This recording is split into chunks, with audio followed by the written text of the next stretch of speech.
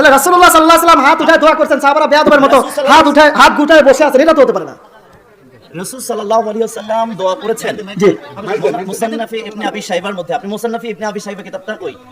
আচ্ছা, আমি এখানে আরেকটা কিতাব থেকে আমি এটা সূত্র দিয়েছি, আপনি বললেন যে নাই, অর্থাৎ প্রমাণটা আপনাকে দেখাতে হবে। আচ্ছা, একটা জিনিস আপনি বলে দেখাছেন যে নাই, আপনি বলে দেখাছেন নাই, পড়েছেন নাই, অর্থাৎ আপনাকে দেখাতে হবে। যেটা নাই সেটা কি কোনো প্রমাণ হয়? যেটা আছে ওইটাই প্রমাণ হয়, তাই না? কারণ যেটা নাই ওটাকে প্রমাণ করবো কি করে? আমার ছেলে নাই, তাহলে আমার ছেলে আনতে হলে একটা 5টা ছেলে নিয়ে আসতে হবে। মনে করেন আমার কোনো সন্তান নাই, এখন আমি যদি বলি আপনি আমার সন্তান এনে দেন, তাহলে লোকের ছেলে এনে আমার সন্তান হবে।